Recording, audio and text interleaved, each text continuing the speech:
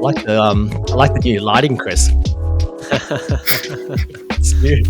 Very moody. Yeah.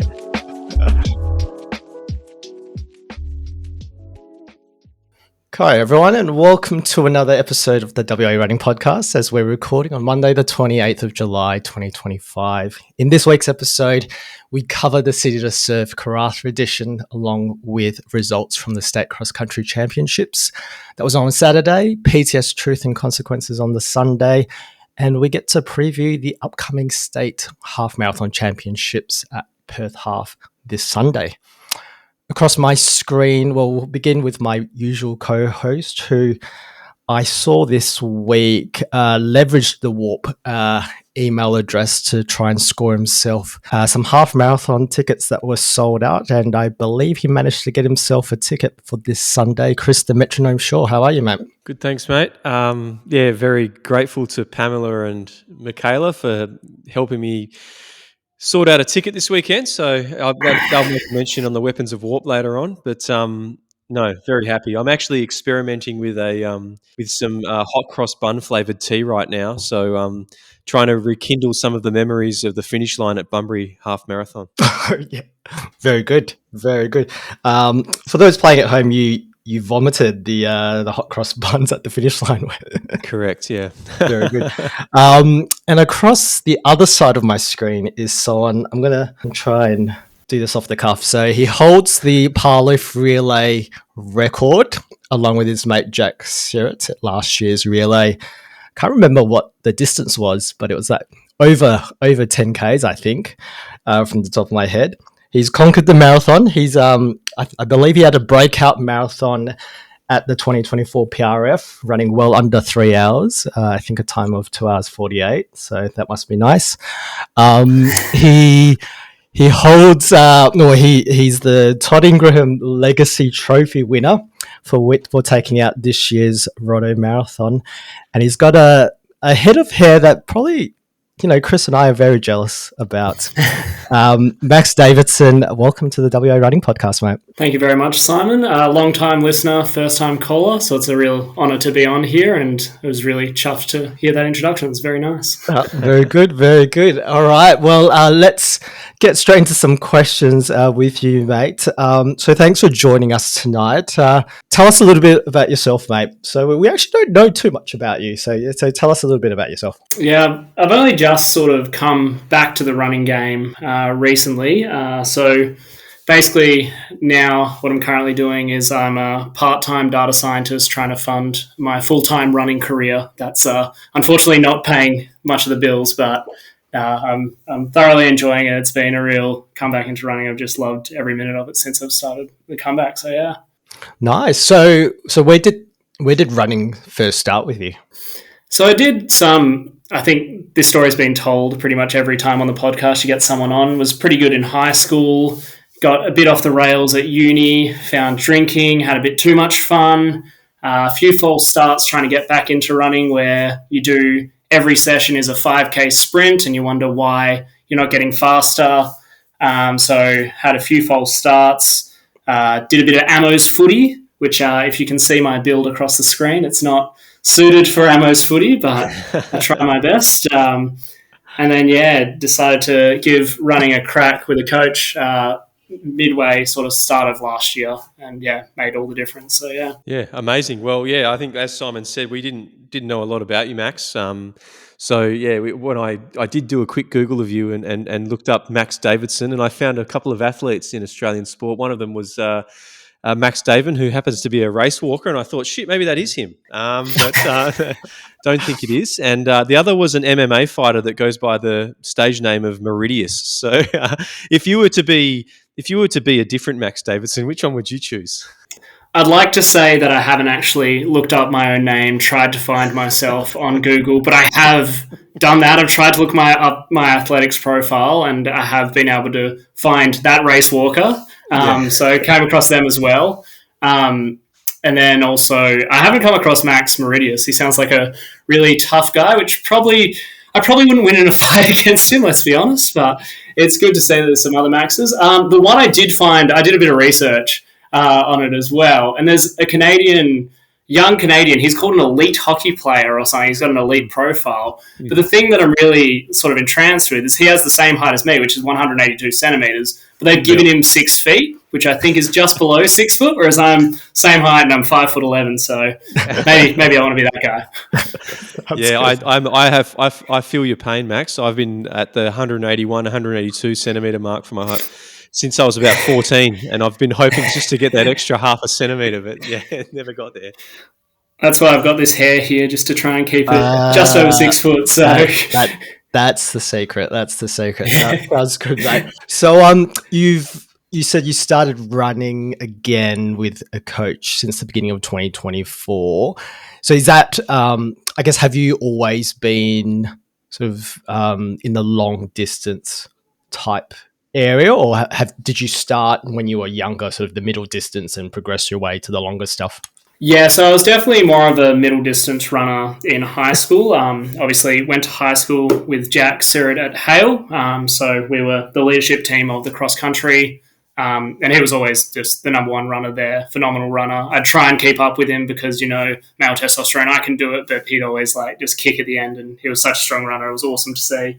So I did a bit of 8 and 1500, tried to do that off 1 or 2 training sessions a week, but you're not really going to see results off that. I was coached by Lynn Foreman for a bit, phenomenal coach, but I think my heart just wasn't in it at the time. And with running, it's such a commitment. If you want to get the results, you really need to be all in. So I was focusing more on uni at the time, and I always told myself that I'd get back to running. Never really thought I'd actually get back to running, but yeah, eventually it does come back around, and you find that all the middle distance stuff, it actually does translate pretty well into the longer distance stuff. So yeah, right. So you mentioned amateur footy as well before. Was that something you played throughout high school, or did you pick that up as an adult? So I played it in year 8 and 9 in high school. Like everyone thought I was going to make the AFL.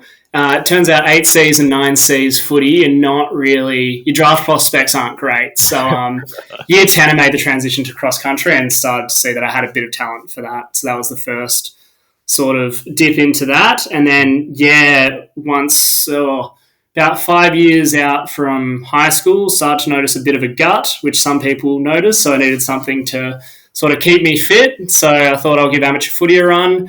But just found I was getting sore all the time and just hobbling around. So not sure I got much more running in, but it was good fun. Great bunch of guys. So yeah, nice. I realised after you spoke about Hale School just there, I realised on the run sheet I put you down as Christchurch Grammar School. So I'm sure you didn't appreciate it. It's unforgivable. No, I think because we obviously interviewed Jack a while ago, and he would have mentioned it, but I think he played his birthday show at Christchurch, which is why I had put the two together. But apologies for that. He did, and he also set up the big rivalry for the Bridges 10K, where we had the race between Hale and Christchurch. And Hale managed to get the win, the most important thing. So it's okay. We got the win, so I can forgive you this time. Yeah, thanks very much. So, I guess a bit of a delayed appearance on the podcast because you won Rottnest Marathon back in May now, or June, sorry. June, yeah. And I guess through scheduling, we just haven't had that opportunity. But yeah, a massive achievement, obviously, to take out the win in 2:38.16, coming down a sum of 40 minutes from the same race in 2024. Now, you mentioned you had a coach from the beginning of last year, or roughly thereabouts. I guess what has changed in that period of time for you to take off such a substantial amount of your marathon time? So it's a lot of little things that make the big difference. Having a coach was so good for me because obviously Matt Maguire is my coach, the old host of the podcast. But he really because I came to him 6 weeks out from the marathon last year and said, I want to run a marathon. I don't care on the time or anything.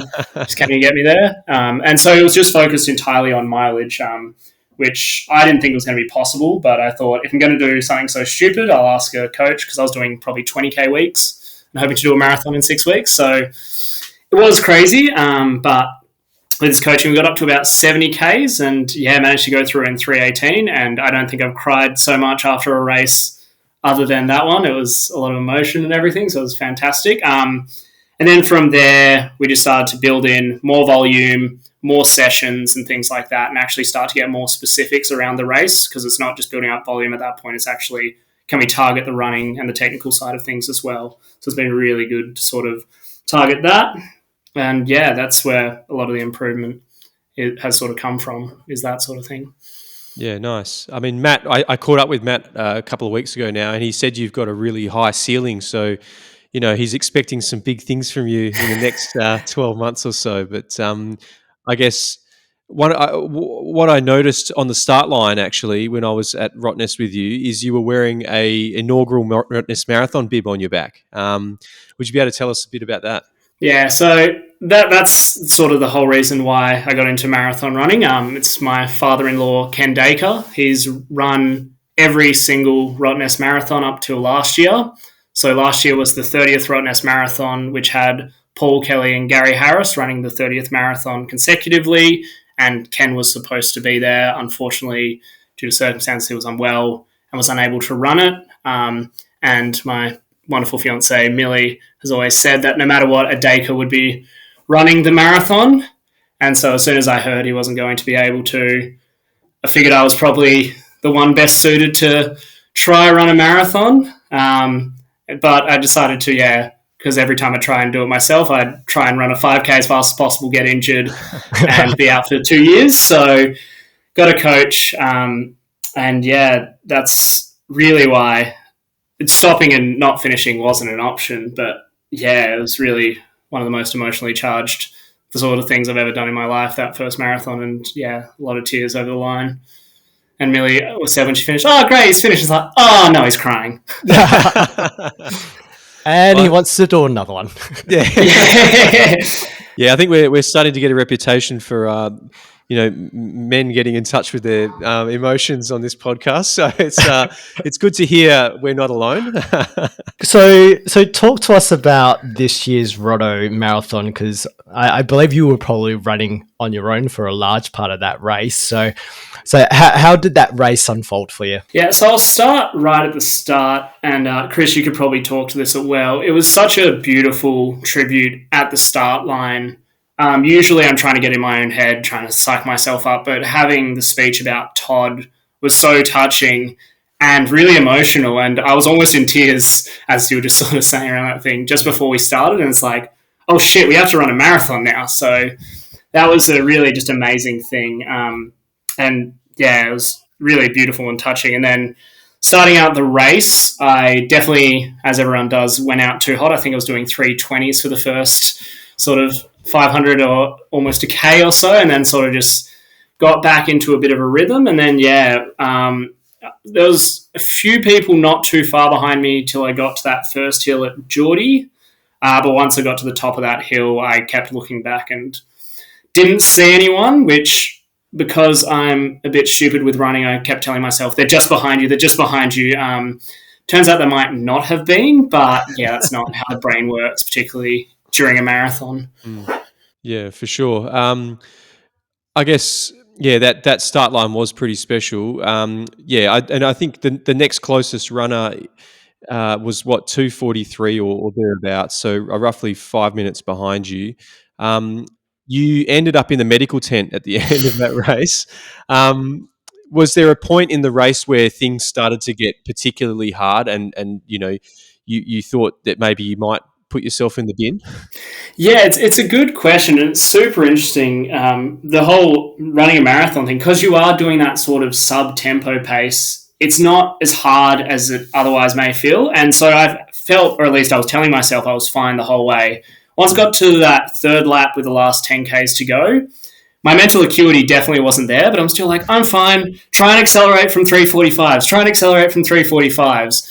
And like, I remember like doing the pay the piper. So obviously on the last lap, there's some at Rotto, they've got some bagpipe players, and you get a gold coin if you're doing the marathon, and you pay them as you go through as part of a tradition to the race. Almost dropped the coin and didn't get it in, so made sure I did that. But yeah, with 2Ks to go, that's where sort of it goes dark, and I'm not really sure where I was, but you just keep putting one foot in front of the other, and just like, okay, get to the line, get to the line, get to the line. And I got to the line, and I give Millie a big hug, and then that hug ends up with her sort of holding me more than being a hug. And then, I end up saying hello to some bushes, and my legs don't really work. So I think a kid was trying to congratulate me as I'm having a conversation with the bushes. So it's not my proudest moment, but the bin certainly did find me. So yeah, nice. And I think Matt mentioned to me that you might have had a nutritionist ahead of this race. Is that correct? Yes, yeah. So I went to, like a lot of runners, I have a bit of a bum tum. I know it's a very shocking thing to be a runner and have a bum tum. But yeah, so all of last year I was trying to do a low FODMAP diet, trying to do exclusion, work out what I can't have. And then did that for Rotto. So tried to do probably not the best carb load within those parameters because I was doing an exclusion diet. But got through that. So then for Perth, I kind of was just like, all right, I can have gluten, I can do whatever.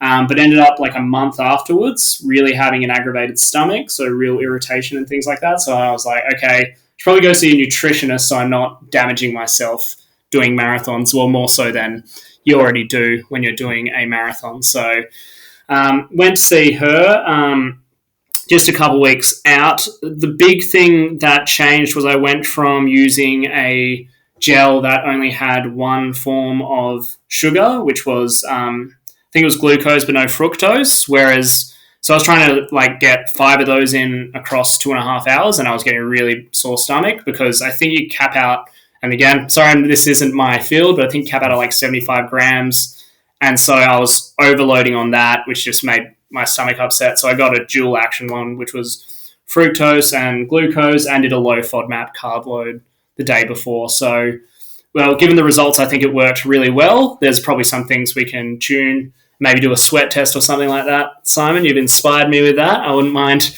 getting across that, given I ended up in the bin and blaming that. But yeah, we'll see what happens from here. But very happy with the results, and definitely recommend it, particularly if you're someone like me who has stomach issues and you're trying to do something as intense as a marathon that comes with stomach issues.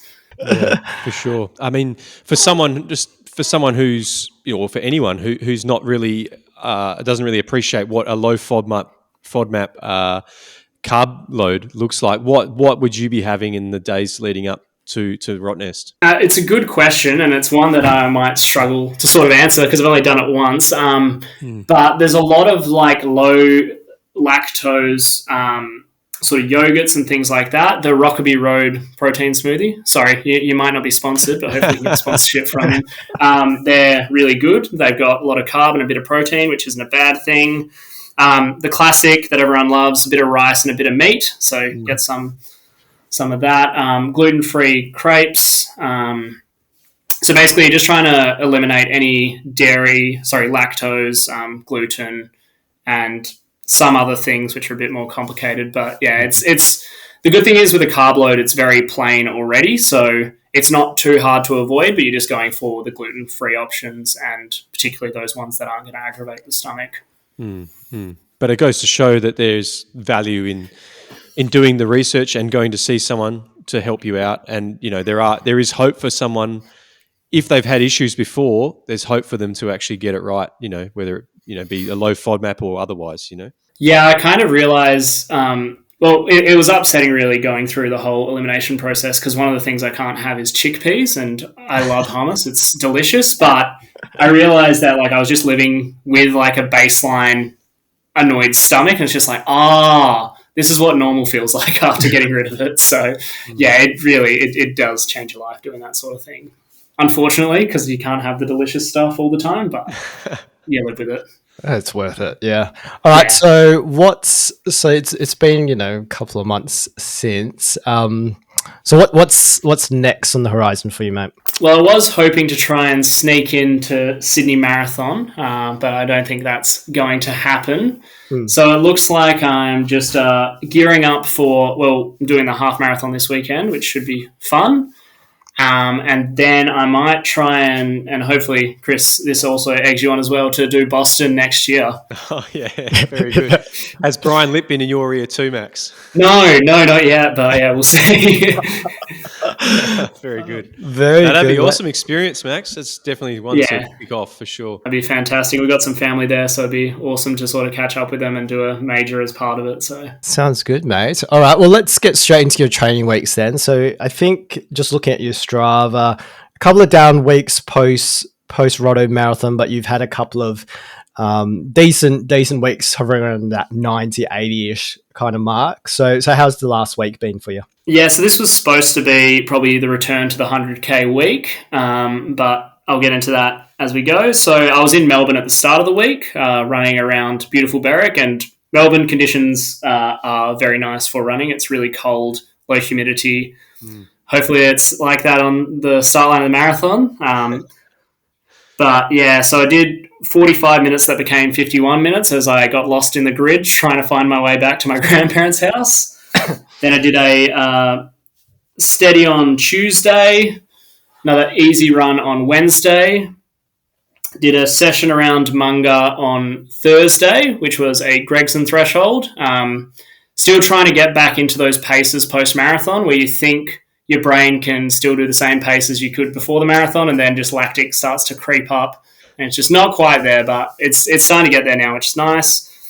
Did another 60 minutes on Friday, 40-minute tempo on Saturday, and was supposed to do an hour and 45 yesterday, but decided not to because it was absolutely horrible on Sunday. And chose to stay inside. Yeah.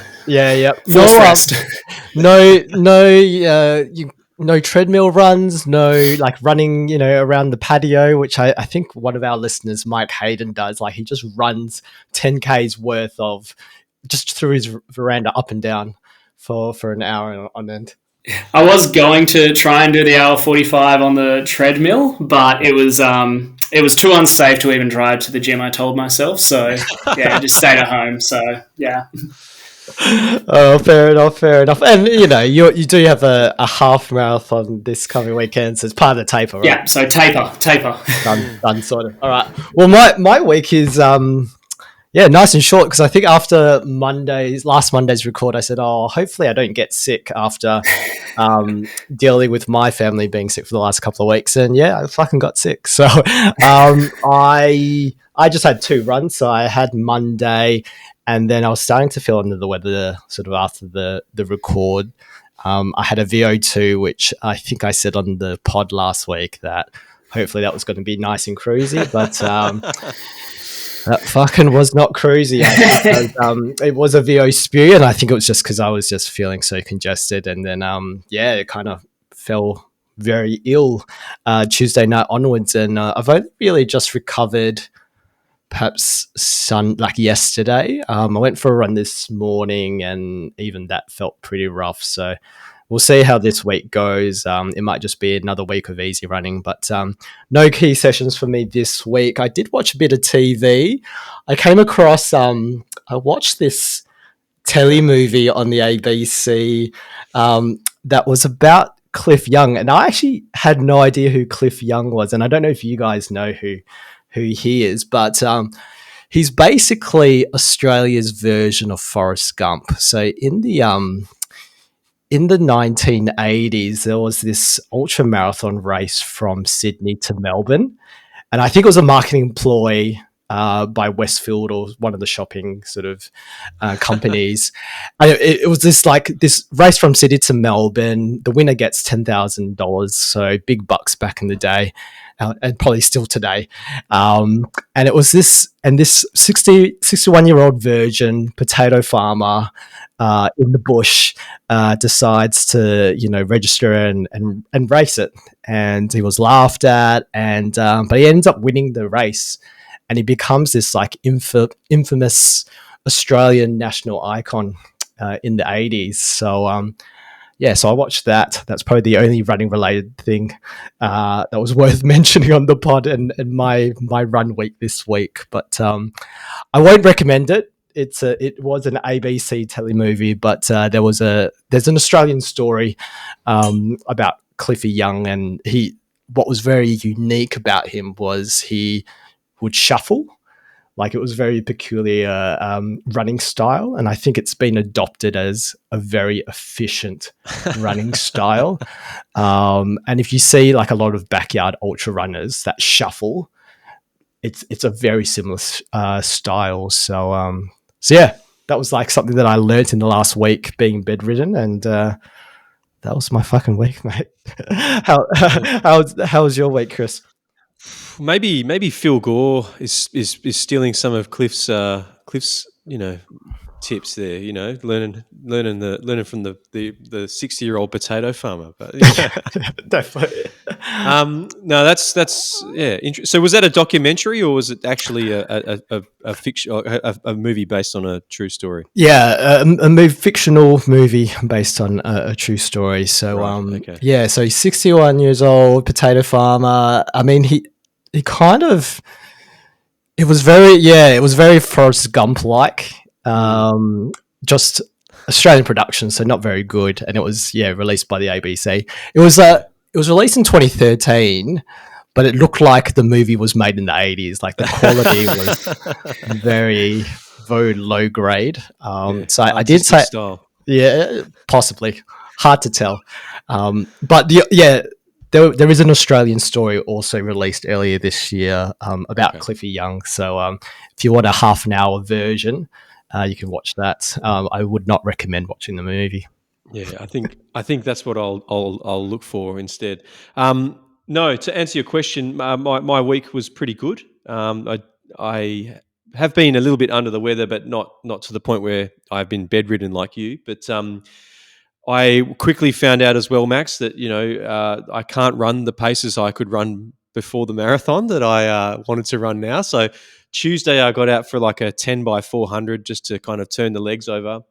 And about 3 weeks before, maybe no, it was actually the week before the marathon, I managed to do those at averaging about 306s or 307s. And I tried to do that again on Tuesday, and I couldn't get anywhere near it. Like I was struggling. So yeah, it was a bit of a reality check, and important to realize that I'm probably still recovering from a race that I did 3 weeks ago. So yeah, that kind of then led into Thursday's session, which was kind of 6 by 5 minutes, and just really not trying to chase a pace, but more an effort. And so managed to do that with Matt on Thursday down at Gallup. And I think this week was funny. I actually ran with a group of people, or at least one other person, maybe 5 days this week, which is unusual. I might get out 3 times a week to run with people typically, but I just happen to have people to run with from Tuesday through to Sunday. So very fortunate in that regard. I got out to the trails with Ordman on Sunday. So I faced some of your fears for you, Simon, and good. Yeah, got some hills in, got some trail in. It was very, very wet, as you suggested earlier, Max, and we were actually okay for maybe the first hour and a half. We started at 5:30, and we could see the clouds coming like from the city, and as soon as the rain started, it didn't stop for the next hour and a half, hour, and we were just drenched through. I chose wisely to wear a white shirt, which meant that beautiful. I had a nice pair of nipples on show for everyone who we came across. So, but no, it was a good week, guys. I think I managed nearly 120 Ks, and going to be running Perth Half this weekend, thanks to the great people at WA Marathon Club. So what's the plan for Perth Half this Sunday? Is it a send descend, or what are you thinking? I mean, I would like to send it. I would like to land somewhere around what I produced at Bunbury, I suppose. And given the weather is not fantastic, at least the forecast at the moment, I'm probably going to leave it till race morning to decide what I'll do. But I think if I could land somewhere around 81 minutes, I'll be pretty happy. Yeah, beautiful. And then what's your plan post Perth Half? Because no more marathons, you claim. So what's the plan for the rest of the year? The rest of the year, I mean, we've obviously got Transcend coming up, but I think I think I'd like to. There's a couple of 10Ks I'd like to target in the latter months of the year, and then that will probably be really the two bigger kind of goal races, and then try and do a few. Try and race more often. I think is probably on the cards. I'm very cagey about running 5K races. I hate doing them, just because I only like to put myself in the hurt locker either in training or on a very rare occasion in a race. So doing it in a 5K once every 3 or 4 weeks might be a something good to kind of change the way I think a little bit, leading into next year and then whatever comes after that. Sounds good. Get a nemesis at a park run to compete with every week, every 3 weeks or 4 weeks. Yeah, that's what I need to look for. Maybe if I can find out where Christian Perkis runs his park runs, then I'll head down there. But how about you, Max? What you're obviously running next Sunday. What are you aiming for on Sunday? Yeah, I'd love to do a PB following on from HBF, but given our discussions today, I'm just not sure that my body's quite ready for that. So we'll sort of see how we're going on the day, I think. I'm catching up with Matt later this week to discuss the race plan, but we'll play it by ear. And looking at the conditions, it doesn't look like it'll be a great day. It'll probably be nice and cool, but yeah, as usual, someone coming onto the show, I'm sandbagging hard. So just in case. Yeah. How is Matt doing? Because we haven't really been seeing much of Matt lately. Yeah, when I catch up with him pretty much fortnightly to discuss how my blocks are doing and debrief about the sessions and things, he's really good. Seems to be enjoying it. He's getting a lot of miles on the golf course, so seems to be really enjoying that and getting good returns there. So yeah, no, he's doing very well and keeping well, so seems very happy with everything. So excellent. All right, well, let's get straight into results. So we'll start things off with the Karratha edition of the City to Surf. So there's a 4K and a 12K, and having a look at the course maps here and the elevation, there's not much elevation in Karratha and the course maps that we see here compared to the Perth version. Looks like it's just an out and back along Bayview Road. So, potentially some fast times here. But we'll start things off with the 4K.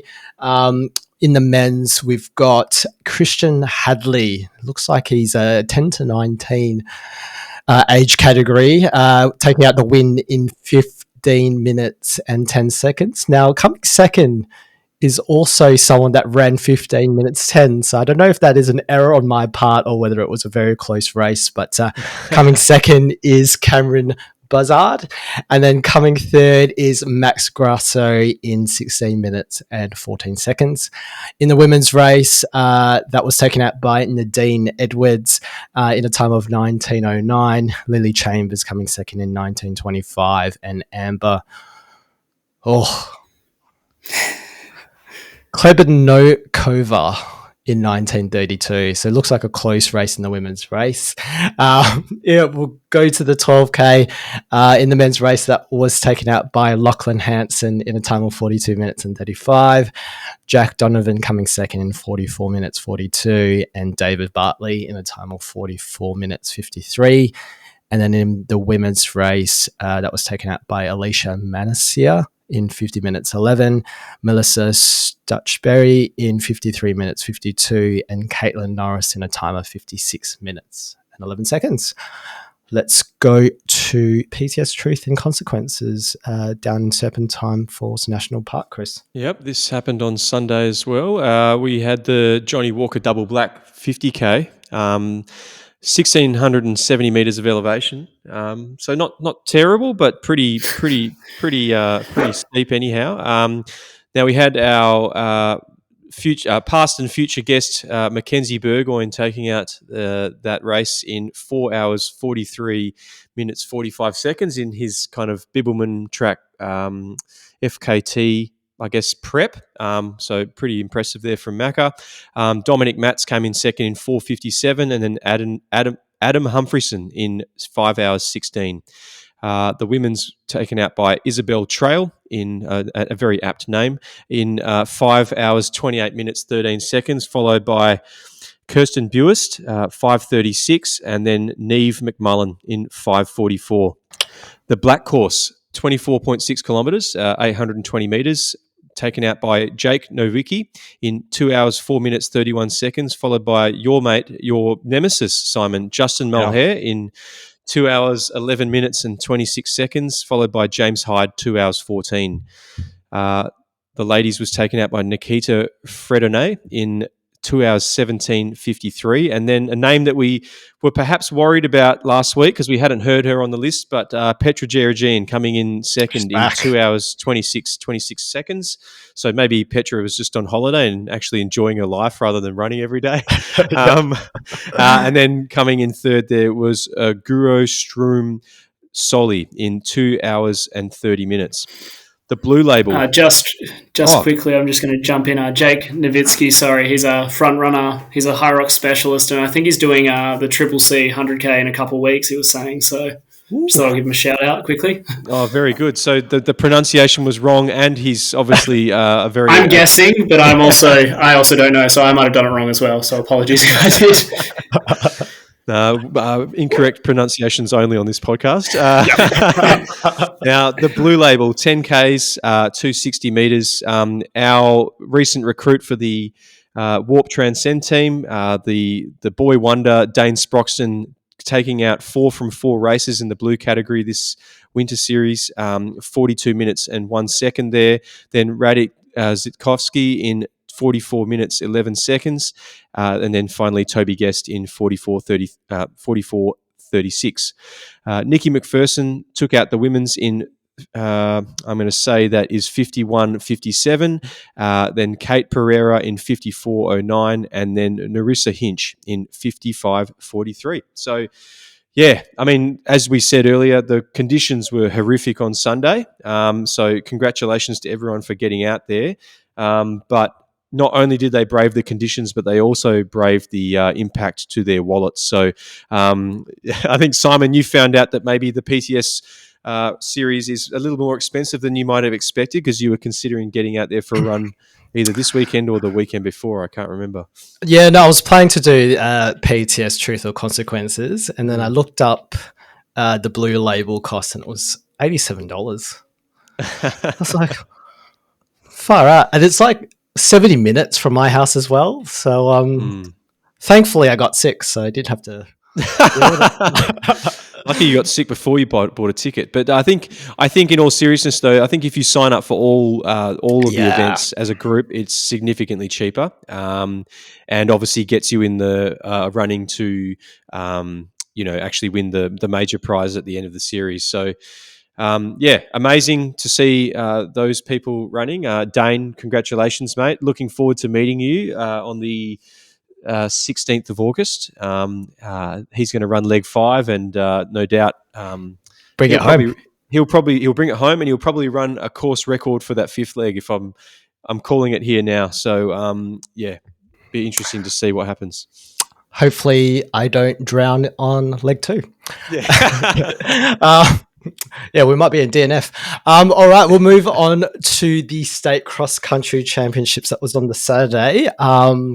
Take it away, Max. We've got a couple of races there in the under 20s and the Open. No worries. So it looked like it was a great day for running at the state cross country champs. It looks like a lot of people out there, and some really great racing was done by all. So in the under 20 women's, we had Madeline Taylor taking it out in 21:49. Then in second was Lucy McNamara in 22:01. And in third was Kirsty Pedersen in 22:43. In the under 20 men, which was an 8K, that was taken out by Jonah Hanikeri in 24:56, very rapid. In second was Jacob Lundberg in 24:56, so that looks like it was a photo finish there. And in third was Andrew Helbush, backing up from last week, I believe, with a 25:08. So some very impressive running there. Moving on to the Open Women, which had a minimum age of 16 years, and that was a 10K. So it was a really tight finish for first place. I'm not sure if you've seen it, but it is neck and neck. In first place, though, was Amy Buckingham with 36:21:44. And in second place, just behind her, although talking to some people, they think maybe it wasn't that way. But Coco just taps her watch just after Amy in a time of 36:21:66. And in third place was Charlie Rose Carleon in a time of 36:22:87. So some really good running. Over to the open men.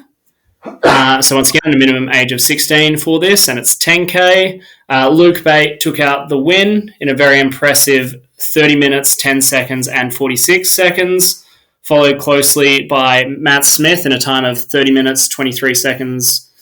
And in third place, seems to improve every time I see him. This is a phenomenal time. Nikhil Redapali in a time of 31:58. And I will give a quick shout out to Jack in fourth in qualifying for Ballarat. I don't have his time here, but well done, Jack.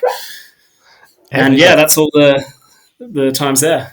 Yeah, I think Jack ran a 32 something. I did see it pop up in the feed in the week. So yeah, that's great news for Jack.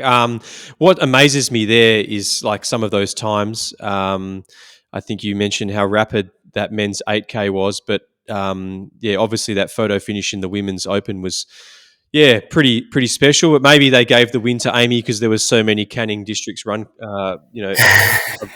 jerseys on the podiums already throughout the day. So just going to put that one out there. And Luke Bate running 3:01s for 10Ks on grass is pretty crazy. Like that's quick. I mean, have you done any cross country, Max? Not since I was a 17-year-old beanpole coming out of high school. So, I haven't for a while.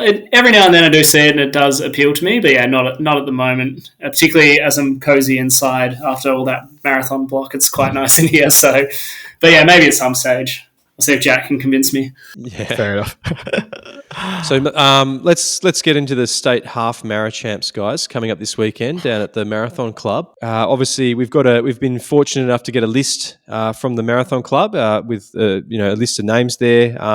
There's a few that stand out to us, both people that we know that just we enjoy the company of, but also people that we might think might have a chance. But from what we understand, I think most people that are in contention for a win this weekend are saying that they are training for it. So, sorry, I had just doing a training run. So I don't know if that's foxing or if it's, sandbagging. It's one of the two, but it will be interesting to see who does take out the win this week.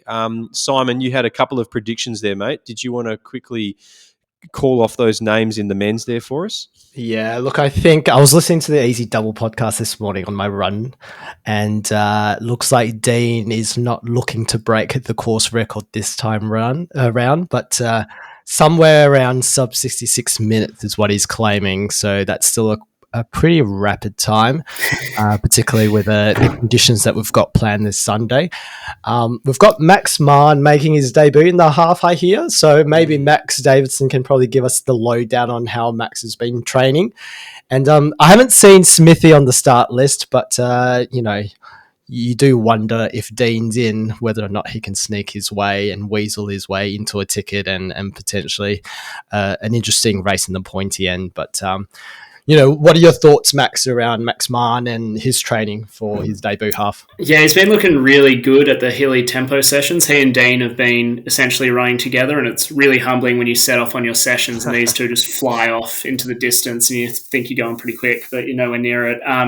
They did a specific session on Saturday, so I think Max is basically just going to try and hang on to Dean for as long as possible, and hopefully, I think he's hoping that with the youth he can kick him at the end, but we'll see what happens there. The other one who I haven't seen yet, but you never know, Luke Burrows as well, if he can get an entry last minute, would also be an interesting one to watch. But yeah, it depends if they've got the contacts like Chris. Yeah, well, maybe if I might have to give them the account details for the Warp Gmail. So, I'm looking at the list. There wasn't. I guess there's a couple of guys that range between sort of 113 to 115 mark. I did see Lloyd Allen's name on the start list, and I think he ran 110, sort of 70 minutes at HBF early this year. So potentially in the pointy end as well. Any of the front runner guys that you're aware of, Max, that's also racing this weekend? Yeah, Luke Johnston's been looking really good. He ran a sub 34 at Shelley the other week. So hopefully he's got a PB coming up. I think he's trying to do a sub 114, which I think he should smash that, hopefully, and try not to moz him, but yeah, should do well. And Tom Shenton, I'll also give a shout out. He's also running. Your nemesis, Simon. But yeah, hopefully he cracks that sub 120 on the weekend. Excellent. Yeah, Tom loves a Rebel voucher down at the Secret Rocky Run, that's for sure. And then in the women's race, I guess I have to give a shout out to Loz French and Lisa Tyack, who is from Team Tina. That will be in the pointy end of the women's race. I know Jackie Caliban's got a ticket, and I think all three of them are training for Sydney, so we'll see whether or not they're using it as a training run or whether they're racing it this weekend. And then a couple of names. There is Adele Gleason, who ran a 124 at HBF, and Tony Heineman also ran a 124 at HBF. So potential contenders there for the women's race. We're aware that Hannah Paget is also signed up for Perth Half this weekend. She also claims to be using this weekend as a training run, and we'll see whether or not she's just being a sandbagger or not. Yeah, I think we were excited to see Sinead's name on the list as two, but after confirming with her today that, she has been injured and is not using this and is not racing this, so potentially targeting another race in the not too distant future, which is awesome to hear. But will we see a last minute Baker's Delight in Kate Baker? Probably not, because I think Kate's also being a sandbagger by saying that she's potentially training for Sydney. So we'll see what happens this weekend. Well, yeah, I mean, it really goes to show that this year it could be anyone's race. You know, if there's someone's willing to put themselves on the line and run, you know, in the women's probably around that 80-minute mark. And then in the men's, I mean, you'd think that Dean and Max, if provided Smithy and Luke don't, decide to have a race, Dean and Max look like the two big contenders for the top two, but have that third place potentially is up for grabs. So, hey, let's just wait and see what happens. The 5K now, there's roughly, so how many we on the start list of that half? I think we had over 1,600 people, so an enormous amount of people running on footpaths up and down the South Perth and Matilda Bay foreshore this weekend. So if you're on your bike, stay away. The 5K, look, there's 200 on that start list, so it's obviously not the main event. I think there's a few names that we've picked out here. Another nemesis of mine, and for some reason, all my nemeses are under the age of 18. I don't know why I'm picking on minors, but we've got Nikola Radosevich here. So he's no doubt going to be running something around under 18 minutes. Lucas Coe training for Valencia Marathon, hopefully having a dip, and Liam Dardengo producing some pretty quick runs up around Lake Joondalup as of late. So no doubt, we'll see something big from those guys this weekend. I don't know. There's another name here, Simon, I think you've put in the list as someone who might be maybe the wild card for this weekend's race is Princess Precious Yeshi Choden. So unclear on age or whether it's a serious name or whether it's someone phony. But I'm looking forward to Princess's run this weekend. Could be a child. Could be, who knows? I'd say hopefully a PB effort by Princess Precious. Well, I've actually got an entry for the half and the 5K, so maybe I'll somehow run both. I'm not sure.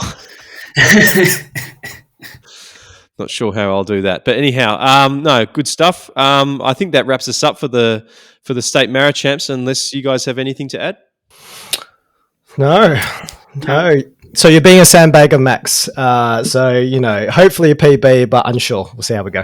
Yeah, so I'd love to run a sub 115. That'd be the sort of A goal's a PB, B goal's 115, C goal have fun. Yeah, nice. Very good. Always have fun. Sandbagger, Yeah. That's why we do it, right? Yep. Did you say a fun bagger, Simon? No, I said sandbagger. I might have to wipe that one. All right, so I'll upcoming probably leave events. it in. Upcoming events this week, as you know, not this weekend, but in weeks to come. So, this weekend we've got the Perth Half. Obviously, we've got the Broome International Airport Marathon we spoke about last week. That's up and down Cable Beach if you enjoy running on sand. On Friday, the 8th of August, we've got Birdie's Backyard Ultra. I think there's a few people training specifically for that. I did see Aaron Young has signed up to that. Maybe in the lead up to his FKT attempt. So basically one-upping Macca by doing a backyard ultra. We've got Transcend Trails at Walyunga National Park on the 16th of August. Phil Gore has signed up for that, I saw. So Sota might have his hands full on the 16th of August. And not to mention, I was listening to Shane Johnstone's podcast, The Transcendent Few. And so it looks like there might be some people coming from over east to race that. So some serious contenders in the trails, probably more specific to the trails coming over. No doubt it's going to be a spicy lead pack, or lead few at least. And then probably later on in August we've got Perth City to Surf on the 31st, and Sydney Marathon, which many people we know are training for. So 5 weeks to go. If you haven't been doing the hills already, it's probably too late. Maybe one training run this weekend. We will see if it doesn't rain. Warp admin, Simon. Take us through some Simon Says. Yeah, the main one for us is, we've got another training series coming up. So we've got a road to, well, we haven't really officially called an official title to this training series, but it'll be the Road to the Perth Running Festival. It's probably Road to Kwinana Freeway, Road to Canning Bridge, Road to Optus Stadium, or Road to, do you know, like when you get out of the Graham Farmer Freeway, you almost do like the ramp onto Mitchell Freeway, and then you do a U-turn and you get back on. Yeah, that was a new addition last year, wasn't it? And hopefully they've managed to road to whatever the fuck that is. I don't know what that is. It's a waste of people's time. So we've got a training series coming up. We've locked in our athletes, and I think the next week, shall we say the next week, we'll announce what that is.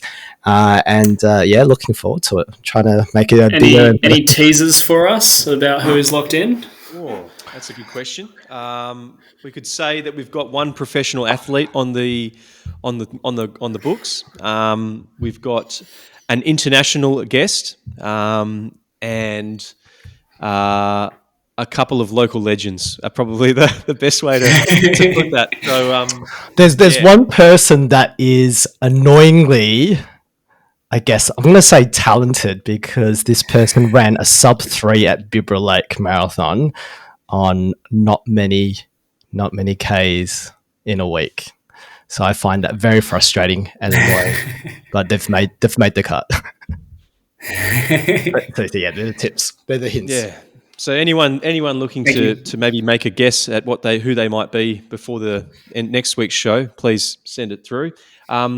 Max, I should have asked you at the start, but what was your experience at Perth Running Festival like last October?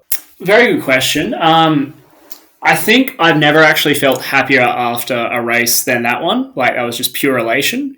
The race itself was torture. It was awful.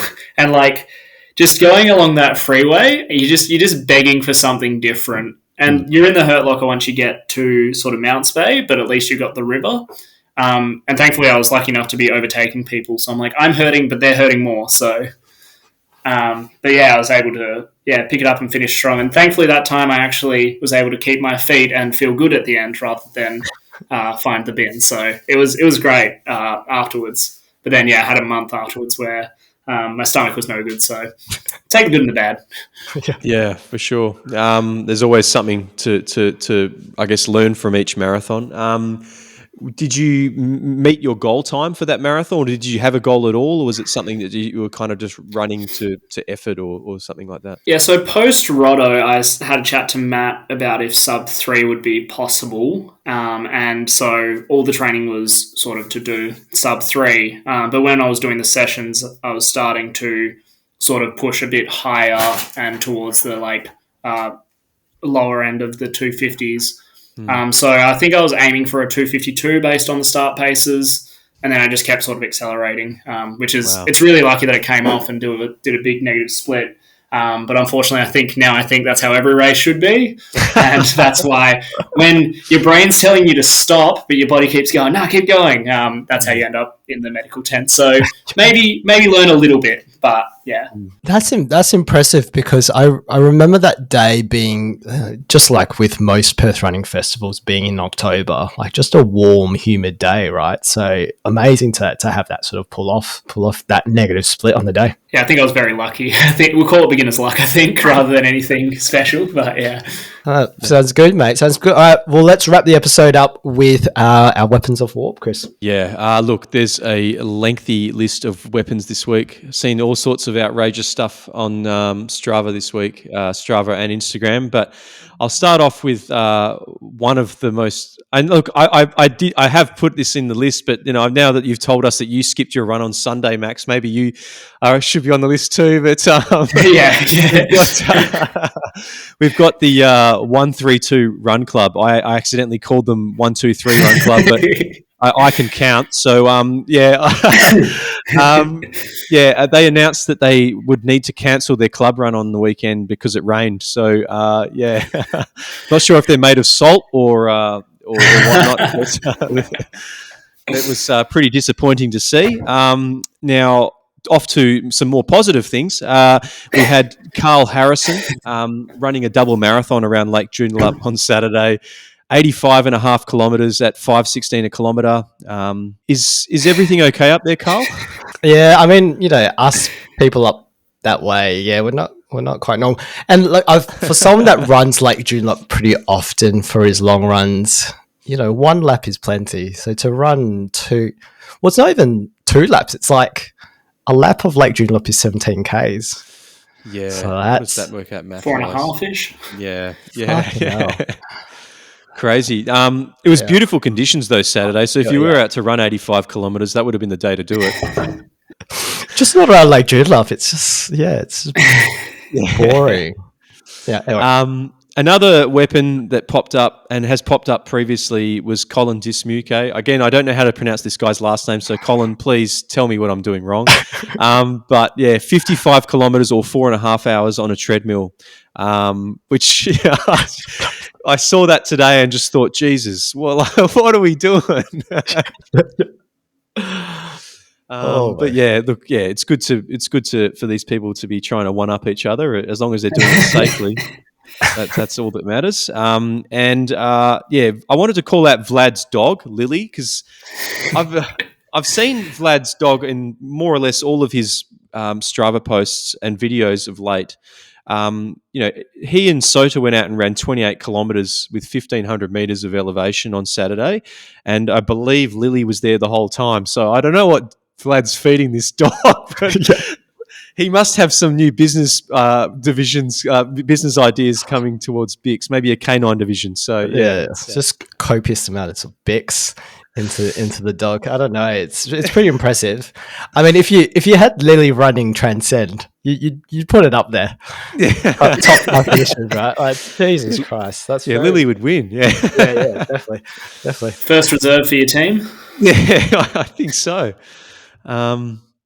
I mean, Vlad's going to Europe in a week or so maybe he needs a dog sitter, and Lily can come with us. But amazing stuff. And like I said at the top of the episode, just wanted to call out Pamela Dickey and Mikaela Snowden at the Marathon Club for not only helping me get an entry to the half marathon this weekend. I just want to make it clear that I did pay for this entry. It sounds like we've been talking about as if I got it for free, but I asked if there was transactions. Transaction receipts will be on the Warp Instagram this week, and just being able to be put on a start list and doing all of this manually, of course, takes up people's time. I believe Dean Menzies and Max Mann were also late entries and waitlist entries for this race. So yeah, there are people who are trying to get entries quite late in the piece, and it takes legends like and weapons like Pamela and Mikaela to get that job done. So yeah, without them, these events couldn't go ahead. So yeah, wanted to call them out and be generally positive for once on the end of an episode. Very good, very good. I was going to call you Colin. No, very good, Chris.